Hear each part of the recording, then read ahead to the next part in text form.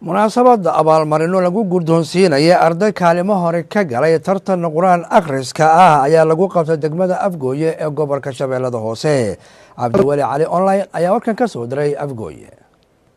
tartankan oo qabanqaabadiisa uu lahaa iskuulka allayaasir ee degmada Afgooye ayaa waxaa loo qabtay ku dhawaad 30 arday oo kala matalaya dugsiyada Quraanka Kariimka ee ku yaala degmada Afgooye ee gobolka Shabeellaha Hoose. waxaana maamulka iskuulka uu abaal marino lacageed u gudoonsiiyay ardayda tartanka kaalmaha hore ka galay. macallin aadan maxamed abuukar ayaa munaasabadan ka sheegay marxaladihii uu soo maray tartankan oo bisha Ramadaan ay u qabtaan ardayda. hordhaqaas kadib mulaaxadooyinkii oo lamadan maalin aragnay may kumata taswiyatul mudud madiyalka in la simo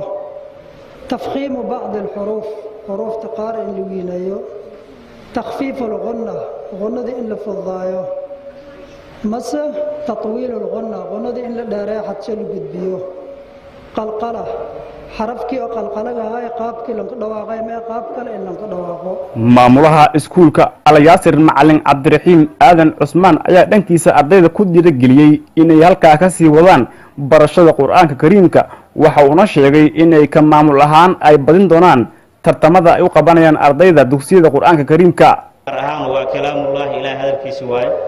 marka hawsha ay haysid howl ka fiican ma jirto marka yaa laga caajis gelinin yaa lagu dhihin macallin quraan ah tahay macallinka iskoolka ka fiican ama ka bishaar badan ama macallinka jaamacadda dhiga ka fiican dadka adduunyada ku nool qofka maxaa la ugu fiican ayaa tahay maxaa yeelay ilaahay hadalkiisa ayaa dadka baraysaa marka macallimiintana halkaas ayaan ku soo koobi doonaa duu ilaa yiraahdo qaabka jaayisooyinka u dhacayaan waxay noqon doonaan 30 arday ah tartantay waxayna u kala tartameen saddexda mustawa 30 juz 15 juz iyo 10 juz mustawa walbana waxa laga abaal marin doonaa 3 arday kaalinta koowaad kaalinta labaad kaalinta saddexaad marka halkaas ardayda abaal marina waxay noqon doonaan 9 arday oo saddexda mustawa ay ku soo guuleysatay arday soo hartay